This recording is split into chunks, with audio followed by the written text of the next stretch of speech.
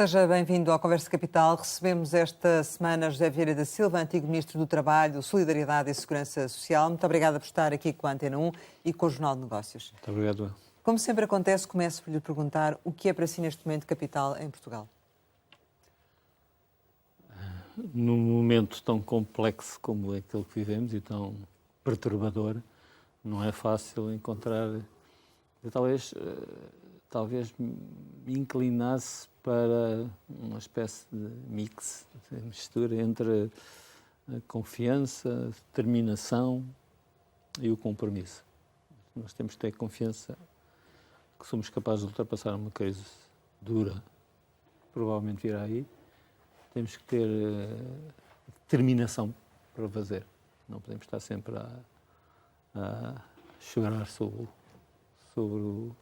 as fraquezas, mas temos que conhecê-las, mas temos que as ultrapassar.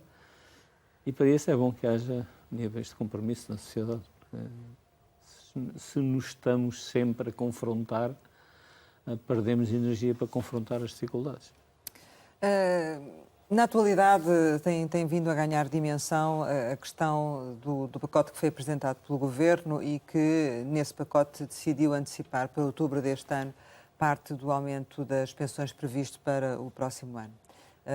Conhece bem a dinâmica da Segurança Social e do trabalho, talvez uma das pessoas que melhor conhece. Pergunto-lhe porquê antecipar aquilo que os pensionistas já iam receber em vez de permitir aos pensionistas receberem igualmente, como vai acontecer com outros mediante determinado rendimentos, 125 euros? Bom, a decisão foi uma decisão do Governo, porque eu não faço parte. Julgo que essa decisão tem dois sinais que julgo que são claros, bem que no debate que se gerou a partir daí perderam alguma relevância.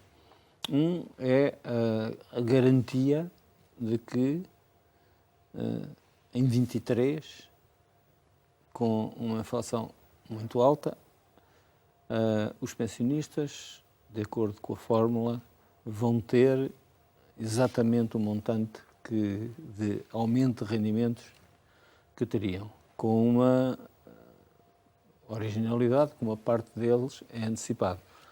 Eu julgo que a ideia que existe, por um lado é também, não fuja à questão, é uma ideia de contas públicas.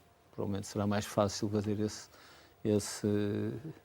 pagamento agora do que carregar o orçamento num ano que poderá ser mais difícil, mas também porque não acho que seja indiferente para as pessoas. Agora sou aposentado. Quando nós recebemos o montante a que temos direito antecipadamente, ele tem mais valor do que ao longo. Se eu agora receber metade da minha pensão, ou em vez de receber durante 14 meses, ela tem mais valor, essa metade, porque os preços estão a correr o poder de compra, porque o dinheiro, neste momento, é capaz de fazer mais falta às famílias, no momento de pico da inflação. Esperemos nós que seja o pico da inflação, já está a dar alguns sinais de diminuir, mas são ainda muito tenues.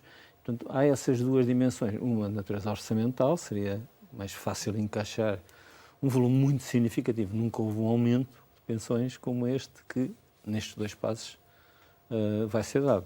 Nem quando a inflação era muito alta. As pessoas já teriam direito a esse dinheiro. Os outros que vão receber os 125 euros não teriam direito a ele, não é? Portanto, poderiam os pensionistas beneficiar dessa forma e depois vir a receber o seu aumento. Mas e isso não aconteceu. Portanto, a diferença aqui que acontece, há uma diferença, mas não é, há dois pesos, duas medidas, não é? Não é prejudicial para os pensionistas, porque aos pensionistas porque tem mais poder de compra nesta altura, com este valor, é isso? Não só isso, é garantido que a inflação é completamente coberta por estes dois aumentos. Não sei se o país está em condições, neste momento, de garantir a todos os portugueses que têm vencimento dos salários, de variedíssimas formas, principalmente de salários, têm a possibilidade de garantir essa realidade. Portanto, não creio que estejamos a oferecer, que o governo esteja a oferecer uma situação desfavorável. Está a garantir mais do que é possível hoje garantir a toda a gente. As empresas terão capacidade de pagar 8% de aumento ou 7% de aumento para o ano que vem. É duvidoso.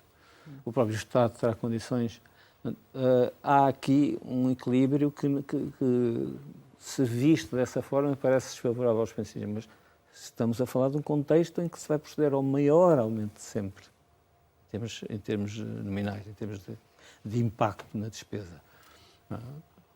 O que é compreensível, porque nós estamos com uma inflação que já não tínhamos desde os anos 80 ou 90 do século passado. Esta opção, de alguma forma, foi consultado, ou nem que seja informalmente? Se fosse informalmente, não iria aqui. Mas eu não sou consultor do governo, nem sequer tenho nenhuma. Obviamente que eu já tive colaborações com o governo. A mais significativa, talvez a única relevante, foi ter participado na organização e na concepção da Cimeira Social em 21, no Porto. Isso aí sim, eu tive um papel. Mas neste caso não. Neste caso, o governo toma as suas decisões com os órgãos próprios e não tenho nenhuma ambição de ser aquilo que se chama, há uma expressão inglesa para isso, que é o backseat driver, o condutor do banco de trás. Não tenho essa... tenho as minhas opiniões e, como nos perguntam... E vamos falando sobre elas aqui durante o decurso desta conversa. Acha que houve aqui uma falha na forma de comunicar esta decisão? Não sei se houve uma falha, mas que ela não correu muito bem, não correu. Porque abriu-se um debate que é um debate que não é o mais adequado para o momento que estamos a viver. Nós estamos a viver um momento de enorme incerteza. Repare, nós estamos com um crescimento económico em 22 muito elevado. Ficará entre os 6% e os 7%. Nós sabemos que esse crescimento económico é um crescimento que tem a ver com uma belíssima recuperação face ao efeito da pandemia. Mas não faria sentido o Primeiro-Ministro ter dito precisamente isso? Ou seja, ter uma mensagem mais transparente? Acho que ele disse, o Primeiro-Ministro, do ponto de vista desta intervenção junto dos pensionistas, eu ouvi a intervenção que ele fez na televisão, ele disse claramente que se garantia o aumento para 2023, repara, é uma garantia. Muitos países europeus estão a fazer aproximações aos 6 meses, aos 3 meses, correções das pensões. Ainda agora os franceses fizeram uma, em setembro, se a memória não me falha, este mês, ou mês passado. Portanto, o governo assumiu um compromisso até final de 23. Ora, nesta conjuntura, com uma guerra aqui às portas da Europa, dentro da Europa, com os efeitos da pandemia, com inflação nos combustíveis e noutros produtos, e com uma incerteza política grande... Está a cumprir a lei, não é? Pensar, sim, mas por crises menos pesadas, já houve quem não a cumprisse. Mas foram opções de outros partidos, não deste. Exatamente. Eu tenho a responsabilidade, ou tive a responsabilidade, de ter feito, com outras pessoas, naturalmente, a proposta daquela lei.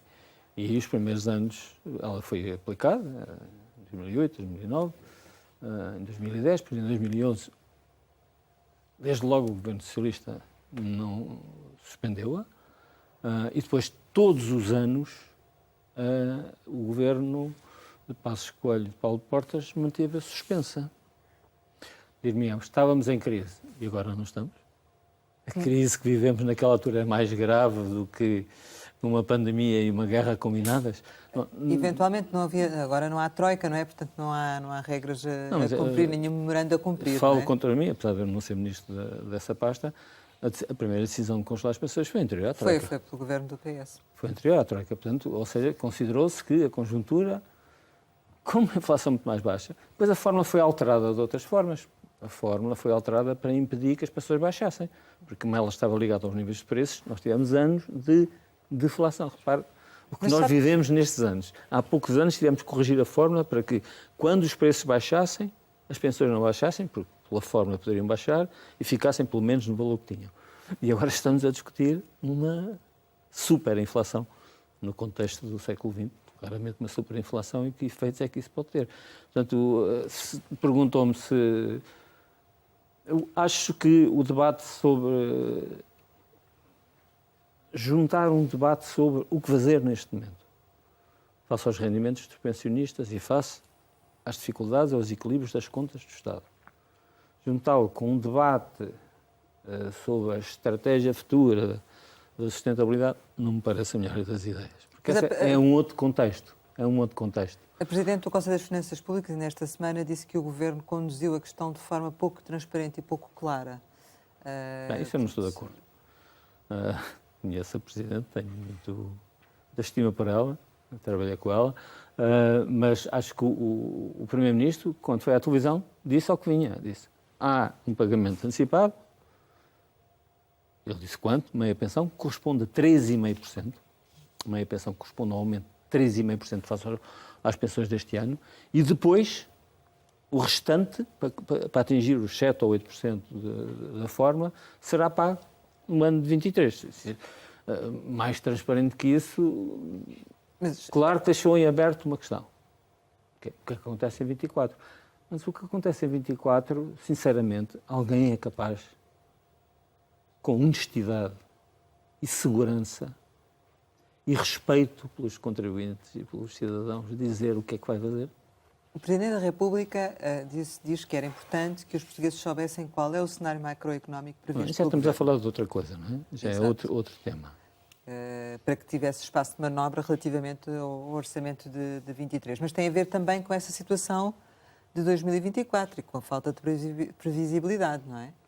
Ouça, mas pode-se exigir previsibilidade nestas coisas quando aspectos determinantes da nossa vida coletiva são impossíveis de antecipar por razões que nos ultrapassam?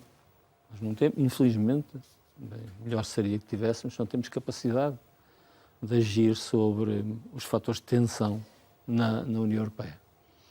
Não temos capacidade de agir de forma poderosa ou sequer significativa sobre a inflação. Porque a inflação não é interna. Quando a inflação é interna, já é muito difícil que seja com a integração que temos na União Europeia. Mas os Estados Unidos podem tentar gerir, não sei se conseguem, a inflação, porque são uma espécie de economia mundo. Eles não são dependentes, eles vendem e compram petróleo, não têm são grandes produtores de produtos alimentares e por aí fora. Agora, um país como Portugal, a inflação é importada nos combustíveis, nos cereais, noutros produtos transformados e não depende de nós gastarmos mais ou menos, na minha opinião, simplesmente a minha opinião pessoal, a influência que tem a nossa despesa sobre o nível da inflação é muito mais reduzida do que era há anos, esta então, parte. A alternativa, se não tivesse havido este aumento antecipado, poderia ser, do seu ponto de vista, também uma suspensão ou uma incapacidade por parte do Estado de proceder ao pagamento em função da inflação? Não, em 23, isso está garantido. De uma forma mais equilibrada, ponderada, mas está garantido. Julgo que temos que esperar que se perceba melhor as tendências. Agora, não se pode exigir a um governo que governe e que antecipe as conjunturas quando a maior economia da zona euro e da Europa ameaça ficar em recessão de 3 ou 3,5%, segundo saiu nos últimos dias. Ora, isso é um fator que vai marcar. Eu espero que menos do que noutras alturas, porque há aqui fatores que podem jogar a nosso favor. Marcará sempre negativamente a nossa economia, a nossa sociedade. Como a guerra marcou, não há uma guerra sem custos, infelizmente, por isso é que era melhor não haver. Custos diretos para quem lá participa, nomeadamente os ucranianos, mas também custos para todos aqueles que de alguma forma se envolveram no apoio ao combate a uma invasão ilegal, injustificada e longe dos valores do século XXI. Dizia há pouco que esta questão da atualização das pensões em 2023 não devia ser misturada neste momento com um debate sobre a sustentabilidade da segurança social. As duas discussões não se deviam fazer ao mesmo tempo. Mas também referiu que pode ser oportuno mudar a fórmula de cálculo da atualização de pensões. Na minha opinião, momentos de convulsão não são momentos apropriados para pensarmos em fórmulas estruturantes. Quando ela foi aprovada foi em 2008. Nós vínhamos de um período relativamente estável do ponto de vista da inflação e do crescimento. E, portanto, era razoável prever que, combinando crescimento económico e inflação, podíamos fazer uma coisa que nunca tinha sido feita, que era dizer a inflação não vai passar a depender de dados, a inflação, desculpem, a atualização das pensões, de dados concretos, conhecidos, vai sempre considerar os dados do último ano e não estar a discutir, mas a inflação para o ano pode ser assim, e outros não, para o ano vai ser assado. Portanto, isso é um fator de perturbação, como é os ciclos político-eleitorais. Ou seja, a tendência que existe, e está estudado, são muitas teses de doutoramento dos economistas sobre isso, a tendência para que se manipulem os valores das despesas públicas em função dos ciclos eleitorais. Ora, uma fórmula contraria, estabiliza. É certo que ela não foi aplicada integralmente durante um bom par de anos, mas também é certo que vivemos situações de exceção, ainda que comparada com a exceção que estamos a viver hoje, eu diria de média exceção. Agora estamos a viver uma situação, eu espero que não tenha... Mas agora que um destes critérios se altera, vai-se alterar novamente a lei? Não, eu julgo que é mais sensato, isso é apenas a minha opinião, em momentos de crise específicos, de conjunturas muito particulares, suspender e tomar as medidas adequadas. E a lei prevê que seja revista ao fim de X anos. Já passámos esse momento. Quando voltarmos a uma situação mais estabilizada, que vamos voltar em termos de preços, só não sabemos quando, por causa dos fatores que eu identifiquei, eu não me choca nada que se pense... Outros países também têm fórmulas, outros não têm fórmula nenhuma. Mas o que é que significa suspender? Suspender quer dizer que nem todos os fatores se aplicam.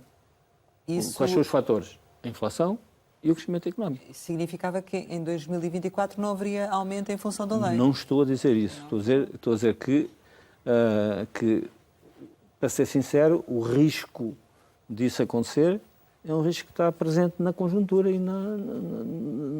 nas previsões.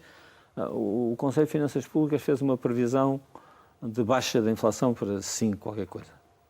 Pode passar dos 7 para 5. É uma redução relevante. Já ouvi dizer, os preços vão continuar a subir. Bem, ninguém espera que os preços tenham uma inversão no espaço de um ano e voltem ao ponto anterior. Uma parte desta subida dos preços veio para ficar. Vai ser um processo mais lento. Agora, é uma inflação ainda excessivamente alta. Se ela, eventualmente, se houver um comportamento da inflação mais favorável, a valores mais próximos do que é considerado o valor desejável, que são os 2%, então o Governo fará as suas contas. Depende também das... Repare... Era só para percebermos, e para quem está a ouvir eu também, não o que é que significa... Não, o que é que significava na prática suspender, não é? Para não haver equívocos, não é? A suspensão que aconteceu no passado foi uma suspensão de não haver atualização de algumas pensões e haver algumas outras. Depois, não suspendendo a fórmula, aplicando-a integralmente, houve anos, os últimos, em que houve um adicional de compensação para as pensões mais baixas. Eu não considero que isso seja suspender a lei, não diz que só pode haver aqueles aumentos, diz que aquele é o aumento que a fórmula determina. Mas compreendo que, especialmente depois de um conjunto de anos, repare, uma pensão média, nos anos da Troika e um pouco antes, nos anos da crise financeira, terá perdido qualquer coisa como 7% de valor. Nós agora estamos a falar que vamos perder 3,5%, é o que estava. Com esses riscos de 24, perderíamos... Bom, nesses anos perdeu-se 7%. 6 e tal, 7%. Ora, estou a falar de uma pensão. Sim, só recentemente se recuperaram os valores de 2019, não é? Sim. Para algumas pensões. Sim, para algumas, exato. Para algumas pensões, porque a fórmula é prudente, é uma fórmula que não sobe muito quando o crescimento económico é elevado. Agora, está a subir um pouco mais, está num patamar mais alto, porque estamos a beneficiar destes 6, 7% de crescimento deste ano.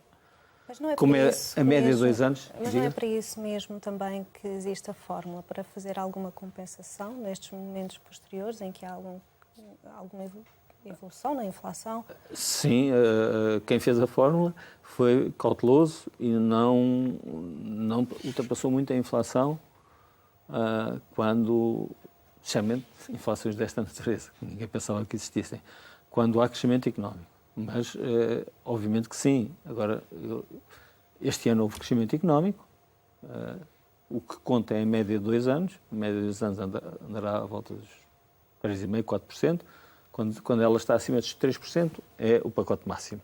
Portanto, as mais altas são atualizadas à inflação e as mais baixas têm um extra. Porque a média de crescimento dos últimos anos, nos próximos 2 anos, vai contar este ano. Crescimento de 6 com o crescimento. O Conselho de Finanças Públicas diz que um cenário positivo será 1,5%. 6 mais 1,5% dará outra vez. Portanto, julgo que a situação que vivemos do ponto de vista económico, financeiro, orçamental, aconselha prudência. Isso significa não ir alterar a lei neste momento, usar os critérios? Não alterar a lei mudando os critérios, para mim é uma regra de bom senso. Há aquele ditado um bocado estúpido para citar nesta altura, mas que em tempo de guerra não se limpam armas, que é mentira, que se limpam as armas, mas não é de bom gosto estar a citar ditados destes na altura em que vivemos. Mas o que eu quero dizer é que a complexidade da situação não nos fará chegar com facilidade a um novo quadro. Agora, há outros países que utilizam, por exemplo, a evolução das contribuições para determinar o aumento das pensões. Já não é tanto o PIB, mas é como é que está a comportar as receitas dos sistemas. Portanto, isso é há muitas outras possibilidades. Há quem faça 2 vezes ao ano para aproximar mais da evolução dos preços.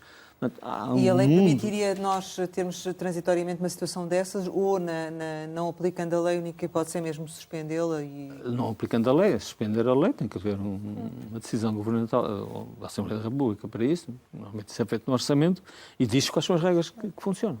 Portanto, quando o governo de Passos Coelho e Paulo Portas suspendeu a lei, disse que ela está suspende, exceto para as mínimas das mínimas, uma das mínimas do regime geral, as outras todas tiveram congeladas. Não creio, aliás, o Primeiro-Ministro já o disse, que nós estejamos numa situação de congelar pensões.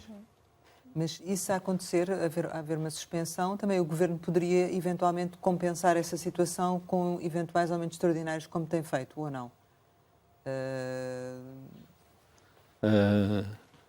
Eu acho que pode e, se a conjuntura económica o permitir, é desejável que, num prazo mais longo, possamos recuperar, se houver alguma perda, ela possa ser recuperada, como aconteceu. Nós perdemos, infelizmente não foi para todos os pensionistas, mas perdemos poder de compra nas pensões durante a crise, por razões que todos conhecemos, não vou entrar nesse debate. Já nem falo nos cortes do 13º mês e do subsídio de férias, que assenta nunca foram recuperados. Não é? E da contribuição extraordinária à solidariedade, não estou a falar dessas coisas, mesmo só a suspensão das pensões foi depois recuperada com decisões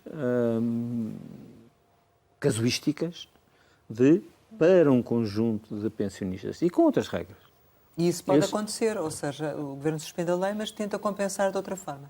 No horizonte em que isso seja razoável, porque nós estamos a viver, de facto, um momento muito exigente. E isso seria já agora para este Orçamento de Estado? Não, pela não lógica. Faça perguntas. Porque... Pela lógica, seria mais o Orçamento de Estado de 24 que deveria fazer isso, porque se houver necessidade... Em função das circunstâncias estamos sempre a pressionar nos económicas. X. Se para 23, quando chegar a 23...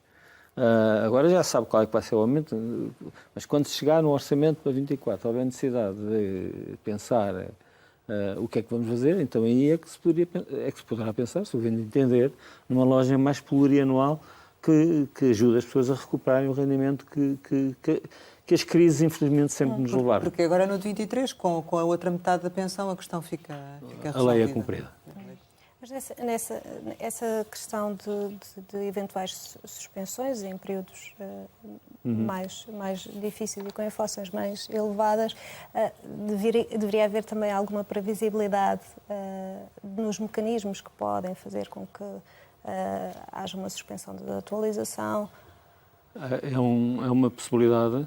Eu não simpatizo com ela porque a páginas tantas teríamos que estar, quando as crises fossem mais fortes do que elas que podem ser previstas.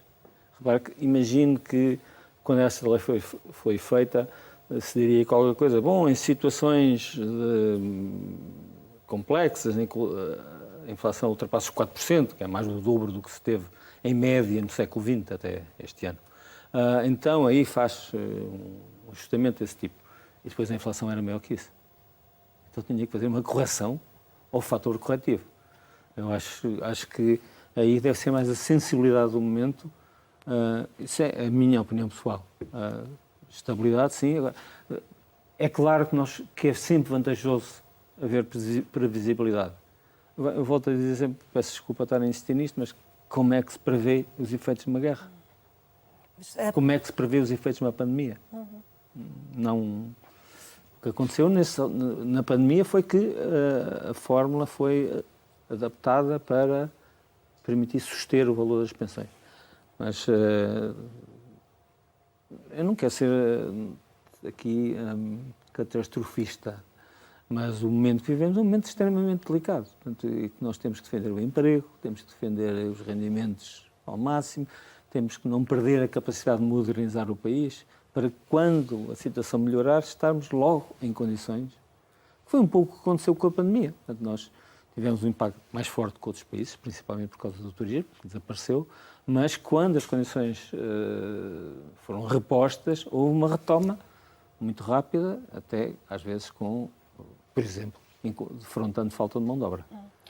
Para 2024, apesar de tudo, temos um debate sobre alterações eventuais a estes critérios. Há uma comissão a estudar a sustentabilidade da segurança social. O Governo também já disse algumas vezes que a fórmula não responde bem a momentos de inflação muito alta ou muito baixa.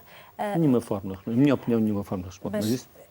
Acha que uma alteração que tire estes dois critérios, que mexa nestes dois critérios, poderá resultar num mecanismo bom de atualização de pensões? Estes dois critérios são essenciais. Não há nenhuma fórmula que direta ou indiretamente os possa... Porque a atualização é, por natureza, está ligada à inflação. Quando a pessoa desconta durante toda a sua vida, depois tem uma pensão, é expectável que essa pessoa veja esse valor defendido, já não digo aumentado, isso depende da conjuntura, da economia, mas veja esse valor defendido, e defendê-lo é evitar os efeitos de degradação da inflação. Portanto, a inflação terá que estar sempre presente. O crescimento económico também. Agora, pode ser de outra forma. Eu dei um exemplo. Pode ser o valor das contribuições. Há países que relevam o valor das contribuições. A inflação pode ser medida de formas um pouco diferentes.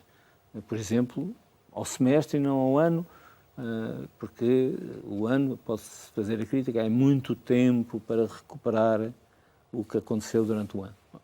Pode-se fazer, mas destas duas dimensões não é possível fugir, porque as pensões dependem do crescimento. Pode-se ligar ao emprego, à criação de emprego.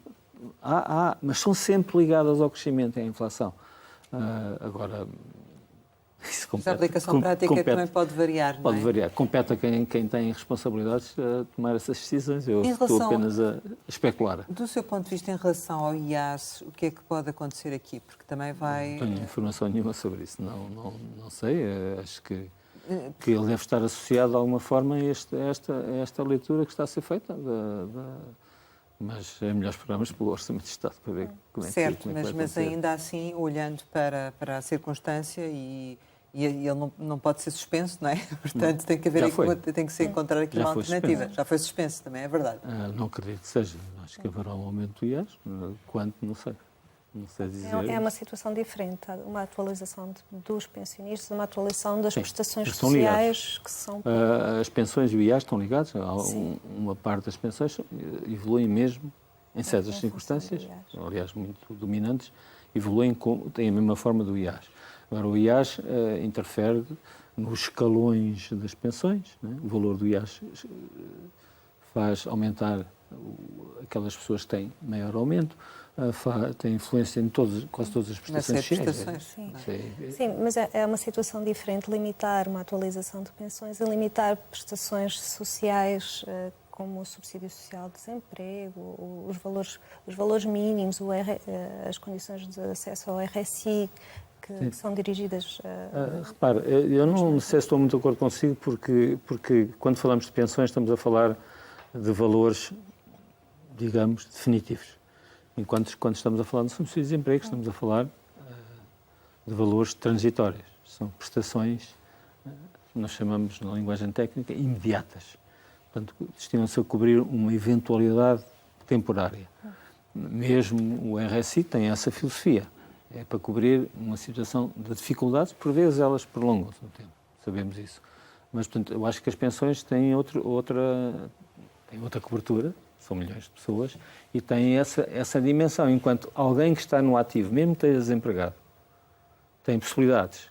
E acontece muito. Eu vi os dados do INE, de um trimestre para o outro, 1/3, se a memória não me falha, ou 1/5, uma boa porcentagem dos desempregados transitaram para a situação de empregados. Ou seja, a sua situação de fragilidade melhorou consideravelmente. Nas pensões, volto a dizer, é um pouco definitivo. Haverá algumas pessoas que durante uma fase da sua vida de pensionistas podem acumular com trabalho ou podem ter outros rendimentos, e acontece, mas é uma minoria. E é um índice que está associado a várias coisas, até a nível da justiça e outros fatores. Mas aqui, o que é que poderia eventualmente ser feito? Também uma alteração de critérios, porque vai haver aqui também um peso substancial destes valores, em função da inflação, claro. Aumentos substanciais. Não é? Ainda que é bem diferente o impacto direto na despesa como nas pensões do impacto indireto na alteração dos escalões. Não é exatamente a mesma coisa. Não sei qual é que é a proposta que o Governo irá apresentar, não conheço. Mas o que é que se pode fazer? De acordo com a sua experiência? Não sei também, não estamos aqui a discutir o que é que o Governo vai apresentar, porque não sabemos, não é? Como aconteceu no passado, o Governo pode cumprir integralmente a lei do IAS, pode, no limite, coisa que não irá acontecer de certo, suspender o IAS e ele ficar congelado, ou pode ter uma solução intermédia de ele ter um crescimento, mas não um crescimento tão alto como o que daria a inflação e o crescimento económico. São as três alternativas. E pode fazer isso? Isso não seria não cumprir a lei, de alguma forma? A lei há margem para não subir da mesma forma? Isso já foi feito. Sim. Já teve suspenso, não estou a falar de... Não, estou a dizer que sim, suspenso sim. Agora, suspenso, a questão de não aumentar em função realmente dos valores. Estamos sempre a falar de uma alteração da lei. Estamos sempre a falar disso. Portanto, terá que ter sempre uma cobertura legal. Mas não sei qual é que é a decisão. Também um regime transitório também para a IAS. Pode existir. Nós estamos a viver uma situação transitória para nós. Se esta situação se prolongar, muito mal de nós. Mas eu, como vós, estou na expectativa para saber o que é que o Governo vai propor. Já ouvi dizer que a sustentabilidade do sistema não está em causa, agora em relação à Segurança Social. Imagino também que nesta altura não considero que esta seja discussão para ser feita. É isso? Tenho dificuldades eu pessoalmente tenho dificuldades em... Eu às vezes leio coisas, pequenos comentários, dizer que Vieira da Silva fez uma reforma para salvar, agora temos que salvar outra vez. Normalmente não estou um torcista.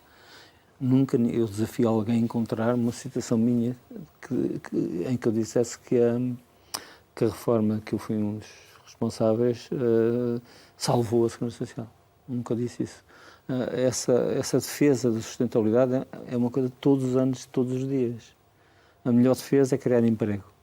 A melhor defesa é ter melhores salários.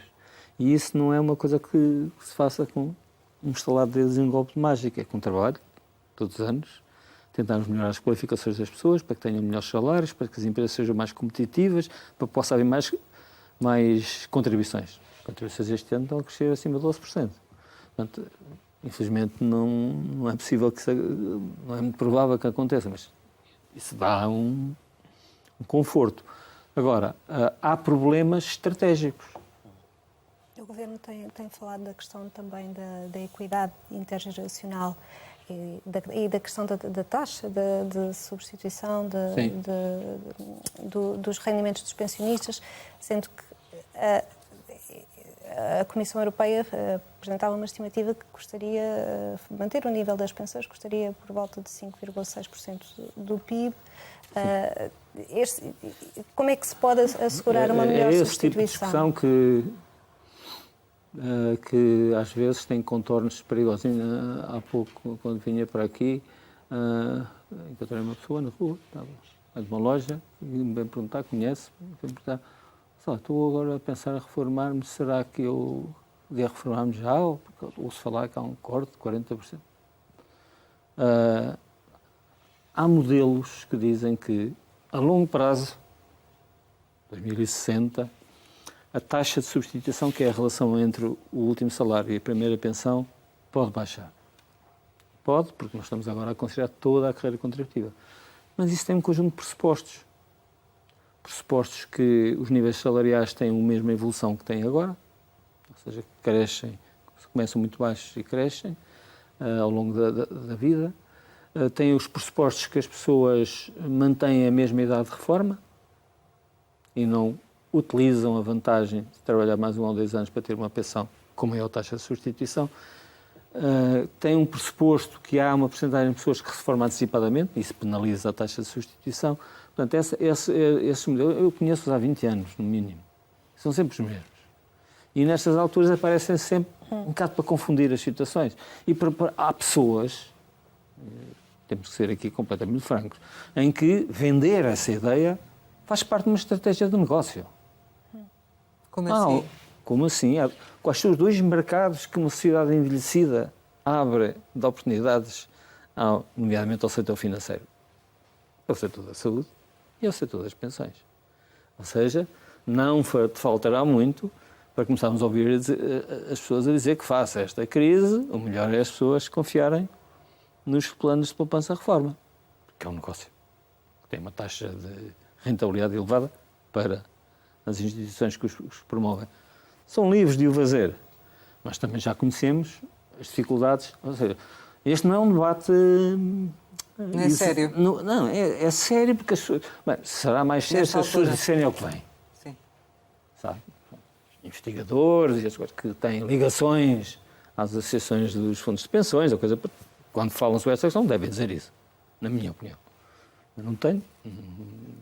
As minhas relações são com a coisa pública, foi isso que passei os últimos anos da minha vida, ou muitos anos da minha vida, mas obviamente que há aqui este debate não é um debate inocente. Agora, há uma realidade que é incontornável. É que se não acontecer nada de extraordinário, a nossa população vai envelhecer muito nas próximas décadas. E vai haver mais gente em idade que hoje chamamos de reforma. Pode-se contrariar,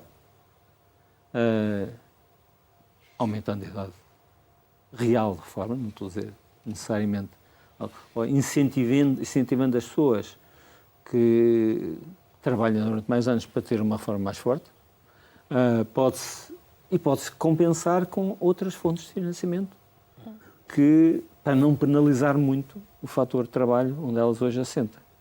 Agora, que inevitavelmente durante umas décadas nós vamos ter uma sociedade mais desequilibrada, isso não...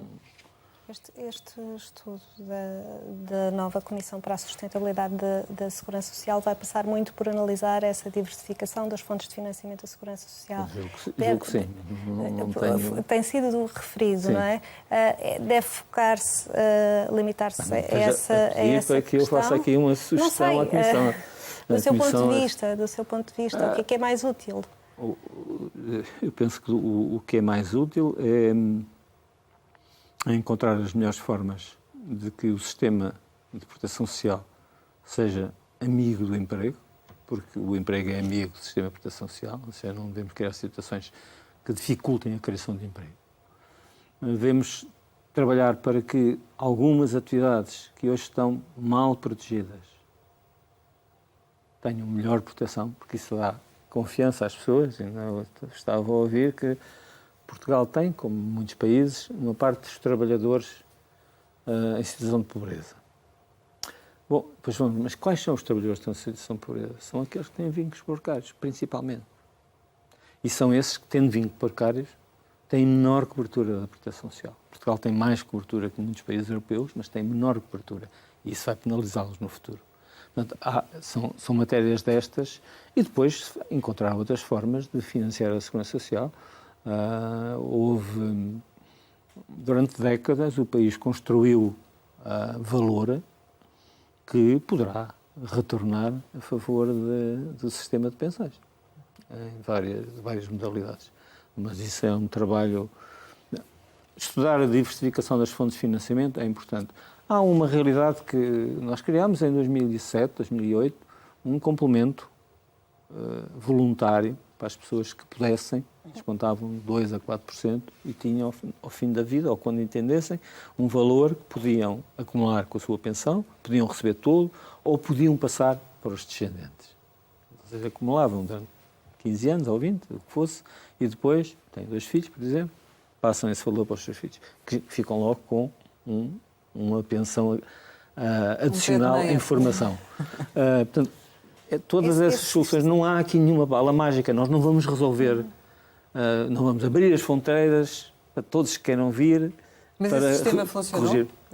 Na prática? O sistema é um sistema que não pretendeu ser concorrente dos privados, pretendeu ser uma sinalização do que podia ser feito. Tem uns milhares de pessoas, não é um fundo, mas tem uma rentabilidade elevada, ele está ligado à instituição que gera o Fundo de Equilíbrio Financeiro da Segurança Social, que tem boas rentabilidades, portanto essas pessoas também as têm, mas obviamente nunca foi vendido como fazem os balcões dos bancos, que quando alguém vai pedir um empréstimo para a habitação, dizem, eu dou-te o empréstimo, essa taxa, mas tens que abrir um PPR.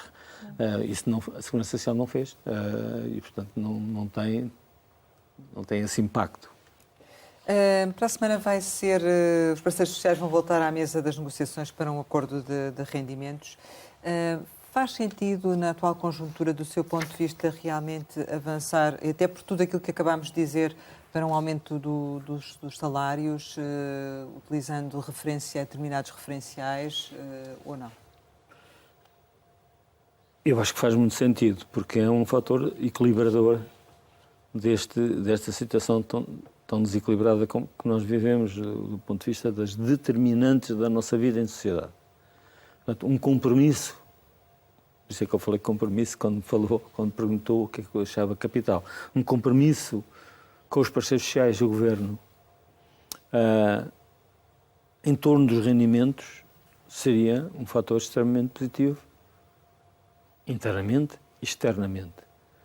Repare, nós hoje estamos com uma pressão sobre os salários, porque se olharmos para os dados do que é que está a acontecer das pessoas que, por exemplo, mudam de empresa, mudam como prémio salarial. E há escassez de mão de obra em quase todos os setores, seja menos qualificada, como turismo, não é que não haja profissionais qualificados no turismo, mas também há outros menos qualificados, seja em áreas de tecnologia avançada, engenheiros e por aí fora. Portanto, há uma fragilidade, essa fragilidade normalmente levaria a uma pressão sobre os preços, sobre os salários. Não está a acontecer tanto quanto, diria talvez não, de certo, porque as empresas temem esta conjunctura. E estão com custos também mais significativos. Estão com custos mais elevados por causa da inflação. Dos combustíveis, etc. Mas haver um entendimento sobre valores é difícil. Conheço bem a concertação social, não é uma zona, não é um passeio no parque, mas é algo que daria um sinal muito positivo à sociedade portuguesa e à visão que de fora se tem sobre Portugal, que é extremamente importante. Portugal tem hoje uma grande capacidade de atrair pessoas e investimento, ao contrário do que por vezes se ouve. Portanto, há grandes empresas que aqui instalam segmentos de ponta da sua cadeia produtiva, investigação, no setor automóvel, temos uma presença no setor energético cada vez mais rica, no setor aeroespacial. Portanto, há empresas nessas áreas. Agora, é preciso que elas impulsionem esta mudança que estamos a viver. O problema é que até em relação ao salário mínimo, ele aumentando aquilo que está previsto, em função agora da inflação, há uma real perda de poder de compra. Como é que se consegue efetivamente ultrapassar essa situação? Repare, nós tivemos durante vários anos um programa de aumento do salário mínimo que foi concebido com base numa inflação, salvo erro, de 2%. Ela foi sempre inferior. Portanto, o aumento do salário mínimo que tivemos, em termos reais, foi superior àquele que estava estipulado. Mas não compensa. Não compensa. Estou a dizer que essas variações são variações que nem sempre é possível, no imediato, compensar. Têm que ser compensadas numa trajetória, mas... Poderia haver aqui margem para um aumento superior ao previsto? Não sei. Não me parece que seja uma das coisas mais fáceis. Não sei. Acho que, provavelmente, se der prioridade a um aumento, ao tal acordo de rendimentos e de melhoria da produtividade e da competitividade das empresas, o salário mínimo deve ser inserido nesse pacote e não discutido como tem sido isoladamente, apesar da sua importância ser muito grande. Do outro lado do acordo está a questão da descida do IRC e, eventualmente, também do IRS, algumas mexidas que, neste momento, estarão em discussão e das quais o Governo ainda não deu conta exatamente do que é que pretende fazer, mas isso seria positivo para um acordo de rendimentos, haver essa descida do IRC? Na minha ótica, mas é apenas a minha opinião individual, não compromete ninguém a não ser a mim próprio, eu acho que os melhores exemplos que nós tivemos de utilizar a dimensão fiscal para dinamizar a economia portuguesa não foram descidas generalizadas, mas foram isenções ou reduções orientadas para investimentos. Não sou agora capaz de dizer se, por exemplo, a Alta Europa teve um grande pacote fiscal, teve de certeza de fundos, mas não sei se não recordo, mas é muito provável que tenha tido. Ou seja, algumas zonas estruturantes da nossa economia tiveram forte apoio do sistema fiscal. Eu considero isso mais produtivo, mais modernizador do que estar aqueles que precisam e os que não precisam. Fazer uma redução seletiva do IRC. Eu pergunto, o nosso, sem desrespeito por esses setores, os nossos setores do comércio a retalho, do grande comércio a retalho, não é dos pequenos, precisarão de uma redução do IRC? Estão numa situação em que isso conte para a sua produtividade? Tenho dúvidas. Mas há alguns investimentos que se farão se houver condições, ou não se farão, esses têm contado sempre a dimensão. Não é a mesma coisa uma empresa que reinveste os lucros que tem, ou que os distribui. Que tipo de reinvestimentos? E até, eventualmente, não é a mesma coisa uma empresa que, tendo lucros, é mais ambiciosa na elevação dos níveis salariais do que outra que recorre sistematicamente a formas de desvalorização do salário.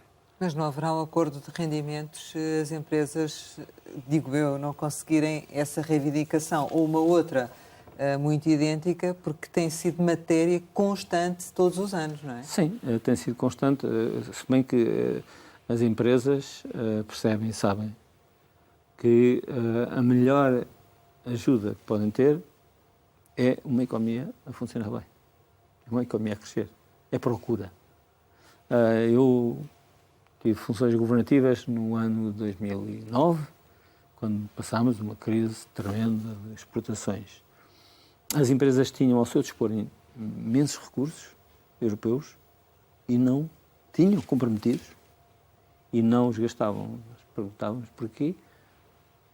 Não temos confiança que vamos vender os nossos produtos. Porque vivemos um período aí de queda das exportações muito forte e também no mercado interno, uma recessão, a que foi chamada na altura a grande recessão.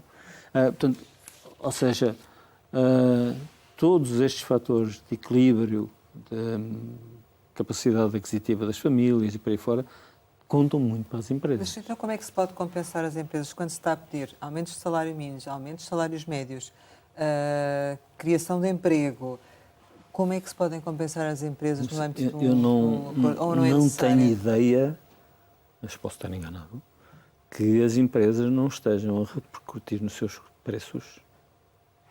Eu, pelo menos, quando vou ao supermercado, vejo lá isso. Há coisas... Vos vou perguntar a vós, não é esse o vosso papel, a mim fazer perguntas e vós responder, mas quem vai a qualquer sítio vê como é que as empresas estão a agir na repercussão.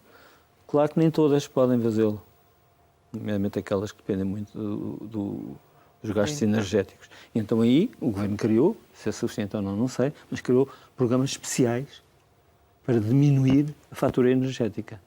Diminuir a fatura energética naquelas empresas que dependem disso é muito mais importante neste momento do que diminuir os impostos. Até porque algumas nem sequer estão a pagar porque não têm rendimento para isso, porque veem a sua margem comida pelo aumento dos custos energéticos. Investir na energia, investir na redução dos custos de energia, apoiar o investimento para que as empresas sejam menos dependentes das energias que sobem mais e tenham sobe mais o preço e tenham mais utilização de energias que são mais controladas, tudo isso são apoios às empresas, diretamente às empresas. E respondo à sua pergunta, nem tudo.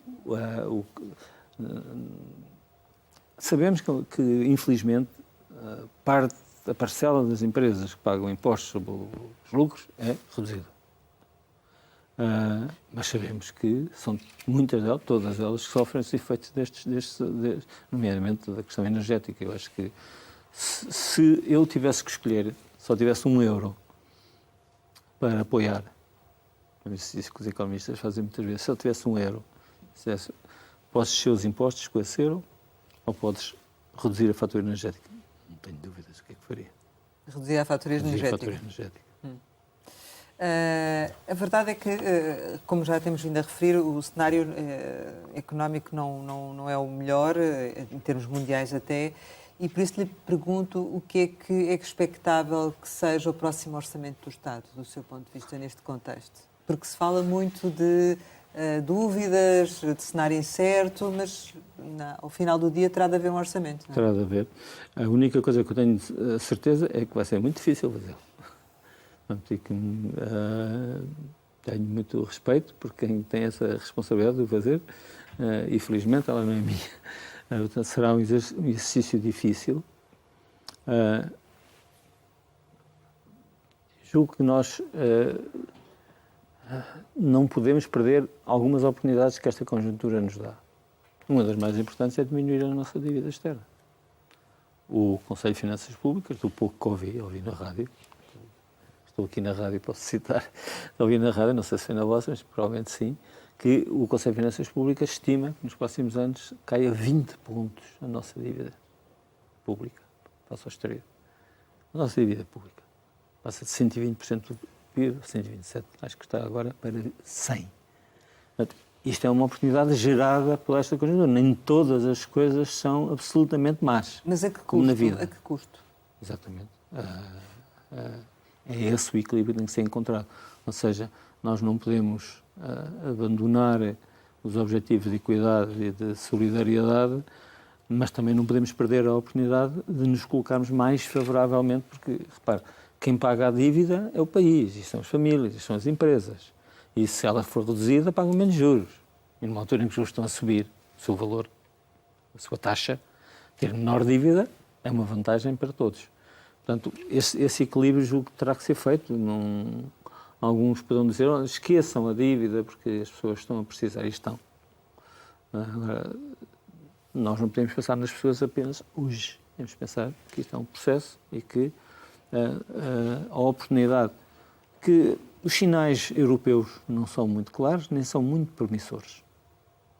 No sentido de que o Banco Central Europeu pode seguir as pisadas do seu congénere americano e ter uma política de juros que eu pessoalmente considero excessiva, mas não tenho poder para influenciar. Excessiva porque ela destina-se a atacar a inflação e a inflação tem mais a ver com o Sr. Putin do que propriamente com as taxas de juros. Mas é o clássico, as normas são as teorias clássicas e que podem trazer-nos algumas dificuldades à Europa. Mas, portanto, depois há também a incerteza política. Nós estamos com eleições em Itália, temos eleições na Suécia, temos... Mas com a subida das taxas de juros e a inflação, e o Banco Central Europeu já disse que vai continuar a subir as taxas de juros enquanto a inflação não baixar, isto é expectável que o país passe a ter também mais pessoas pobres, mais pessoas carenciadas, ou não? É um risco, não creio. A situação que os últimos dados que conhecemos foram muito influenciados pela situação da pandemia. Do certo, com os níveis de emprego que recuperamos e com os níveis de rendimento que foram recuperados, que voltámos a uma trajetória, quando saírem os próximos dados, é seguro, teremos um novo recuo das pessoas que vivem abaixo do limiar, que é considerado o limiar da pobreza, que são 60% do rendimento mediano, que é um valor mais relativo de propriamente uma taxa de pobreza efetiva. E isso não se poderá alterar? São coisas europeias, são normas europeias. Certo. Acho que sim. Nós temos que dirigir mais recursos para as pessoas que estão abaixo da linha de pobreza, para que possam sair da linha de pobreza e que a pobreza seja menos dura. São dois objetivos que uma sociedade democrática tem que ter. Portanto, isso há de ser também uma observação para o próximo Orçamento de Estado, para essa circunstância, não é? Estou certo que sim. Obviamente que nós estamos também numa situação muito própria, não digo excepcional, mas muito própria, de termos que aplicar, ao mesmo tempo, finalizar um quadro europeu, iniciar outro e temos o plano, o PRR. Portanto, isso são oportunidades para contrariarmos os riscos que há pouco identificou, que vêm em grande medida do lado de fora. Então, ou seja, ao contrário de outras crises, nós temos hoje alguns instrumentos mais favoráveis. Temos uma economia mais diversificada, sim. Temos mão de obra mais qualificada e temos mais recursos para o investimento. Por isso podemos ter mais otimismo, por isso é que eu falei na confiança. Pode ser efetivamente necessário ajudar mais determinados setores, ao contrário, por exemplo, do que se passou agora, porque estes 125 euros são para rendimentos ainda com algum significado, não é? E há quem diga que, eventualmente, se poderia ter apostado mais num reforço das classes mais carenciadas, eventualmente. Eu estou voltado para os ditados populares, mas esse é quase ser preso por ter cão ou preso por não ter. Porquê? Porque essa crítica tem justificação, como também tem justificação a crítica de que os apoios sociais são sistematicamente dirigidos para os setores mais frágeis e classes intermédias têm sido sistematicamente. Não é um problema português, é um problema internacional, fortíssimo nos Estados Unidos, mas noutros países da Europa, têm sido menos alvo de atenção por parte das políticas sociais. Até foi um pouco surpreendente esta decisão agora do governo. Mas tem sentido que as pessoas pensem quando há um apoio, que é um apoio com significado, do ponto de vista macro, mas relativamente reduzido, mas que as pessoas o sintam como algo que é transversal à sociedade, porque a sociedade toda está a enfrentar dificuldades. Agora, estruturalmente, tem que haver, já no plano fiscal, as pessoas com mais baixos rendimentos não pagam IRS.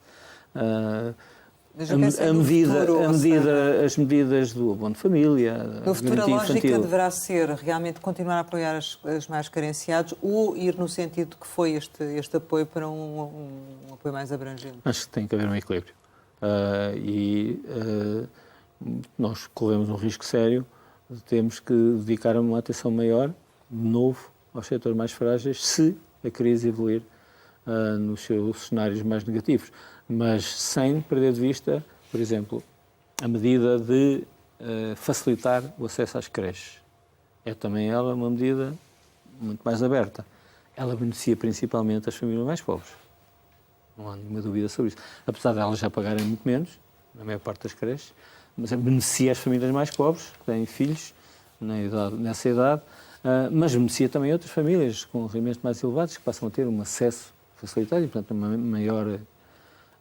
portanto, é uma medida estruturante. que o acesso aos equipamentos sociais para as crianças tem um valor financeiro, mas tem um valor também na organização da vida das pessoas, na organização do tempo de trabalho, na conciliação entre a vida profissional e a vida familiar. Se a pessoa tiver a certeza que tem à porta de casa, ou perto disso, uma resposta social que é acessível a todos, obviamente tem muito mais disponibilidade para correr riscos, para investir na sua atividade profissional. E hoje essa é uma questão absolutamente fundamental, até porque está ligada a uma das dimensões críticas da nossa sociedade, que é a questão da igualdade. Nós, há poucos anos, atingimos pela primeira vez um montante de mulheres equivalente a dos homens no mercado de trabalho. Isso é uma ruptura com uma tradição. Não é que as mulheres não trabalhassem, estou a falar de trabalho assalariado. Certo. No nível de trabalho assalariado, a diferença são décimas de ponto. Isto é uma sociedade diferente que tem que ter preocupações também diferentes, por isso a importância que é dada, que deve ser dada aos equipamentos sociais e aos apoios à primeira infância. Há pouco referi a questão da subida das taxas de juros pelos bancos centrais e até considerando algo excessiva, sendo que eventualmente isso irá traduzir-se para o mercado de trabalho. No caso português tem tido uma dinâmica muito positiva e o que nós podemos esperar para os próximos tempos em função do que tem sido não só a política monetária, mas também a crise presente que estamos a viver. O mercado de trabalho em Portugal é um pouco surpreendente, tem sido um pouco surpreendente, porque não era esperável, ou expectável, que tão rapidamente nós atingíssemos uma situação de desemprego muito reduzido, como atingimos, e escassez de mão de obra. Há setores que faltam 20 mil pessoas, 30 mil pessoas e por aí fora. Obviamente que a leitura que eu faço é que há muitas empresas que estão a reter, como sabem que a situação estrutural é de déficit de mão de obra, mesmo com dificuldades económicas, estão a reter os seus quadros, porque sabem que se os perderem, quando vier uma retoma, vão ter dificuldades. Isto no setor do turismo é muito óbvio, aconteceu com o quase bloqueio do setor do turismo. As pessoas, quando foram à procura daqueles que eram os seus quadros e que foram obrigados ou optaram por deixar ir embora, ou forçaram a ir embora. Quando foram à procura deles, já não os encontraram. Tinham ido para outros setores, tinham ido para o estrangeiro. Portanto, tenho a leitura de que nos últimos meses, particularmente, houve uma estratégia de retenção, de cuidado, mas isso não é eterno. Se a crise se agravar, vamos ter pressões no mercado de trabalho. Temos algumas margens que podem explicar se a dureza vai ser maior ou menor. Por exemplo, o turismo.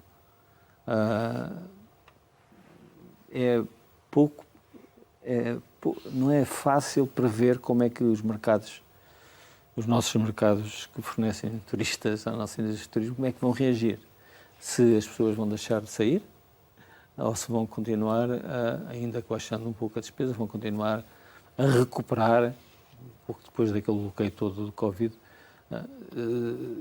Um comportamento positivo no turismo vai diminuir muito o risco de uma quebra na atividade económica no nosso país, como aumentou quando foi o Covid. E no crescimento económico em termos gerais também. Exatamente.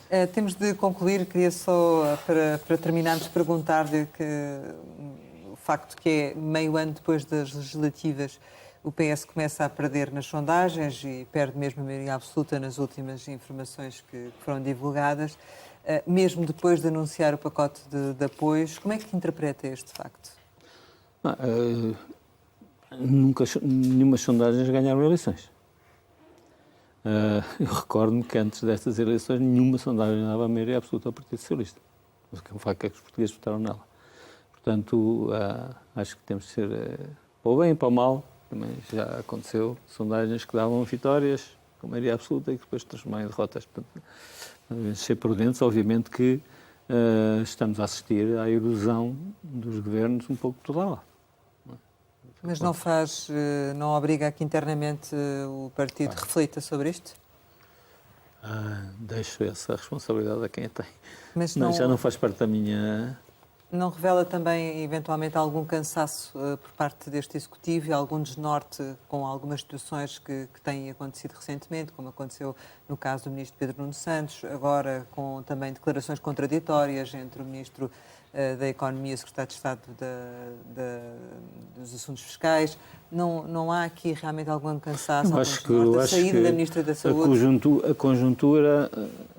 Esse caso é um caso diferente. A senhora Ministra da Saúde, pessoa pela qual eu tenho uma grande consideração e respeito, fez um trabalho excepcional. Mas depois de várias situações referentes à situação obviamente, do Serviço Nacional de Saúde. Certo, mas não ser Ministro da Saúde nos últimos 3 ou 4 anos era provavelmente o cargo que ninguém aceitaria em qualquer país do mundo que tivesse que enfrentar o que nós e outros tivemos que enfrentar.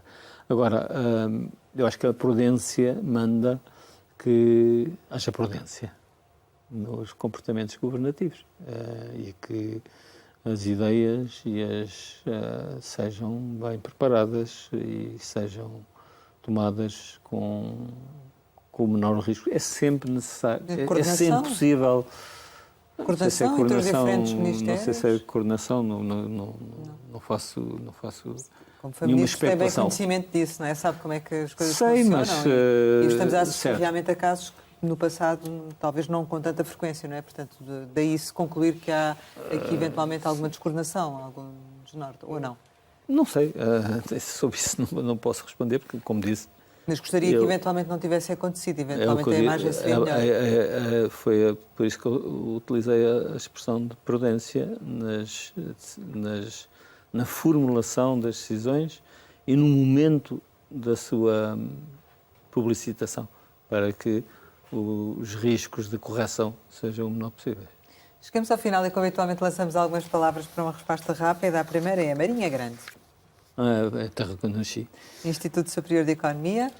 Uma escola onde eu aprendi muito, se calhar mais de outras coisas do que economia, mas que fez parte da minha formação. Assembleia da República. Era um sítio que eu ser deputado foi uma das poucas coisas que fiz na vida que eu tinha vontade de experimentar. Experimentei, gostei de algumas coisas, não gostei de outras, não faço uma avaliação 100% positiva, nem negativa.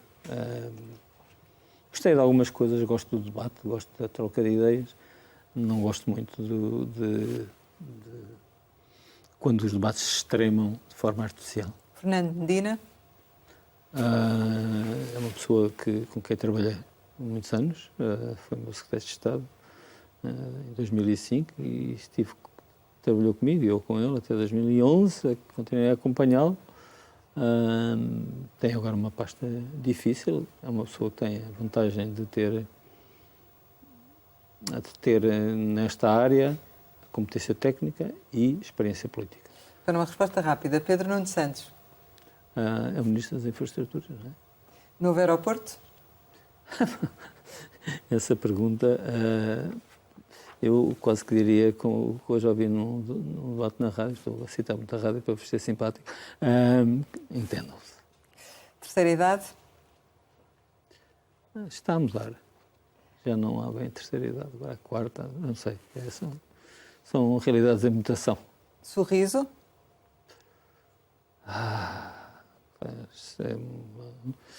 Pode ser uma simples movimentação de músculos, pode ser uma expressão de sentimento. Amigo?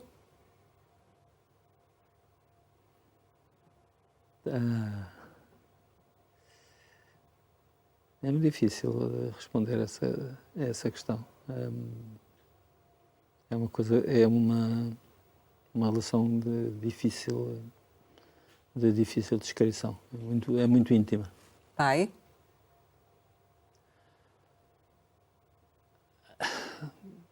É sempre uma referência que nós temos e provavelmente é uma referência que temos mais quando somos mais velhos e que sentimos mais a falta, ou a influência, ou a memória. Futuro? Desafiante. Portugal? Acho que já fizeram essa pergunta aqui uma vez. É o país onde eu nasci, é onde vivem as pessoas de que mais gosto, onde falo a língua que é a minha, que eu sinto como a minha pátria, como dizia Fernando Pessoa, e é talvez uma identidade que só se percebe bem quando estamos fora dela. José Vieira da Silva, muito obrigada por ter Obrigado. estado aqui com a Antena 1 e com o Jornal de Negócios. Pode rever este Conversa Capital em www.rtp.pt. Regressamos para a semana, sempre neste dia, esta hora, e claro, contamos consigo.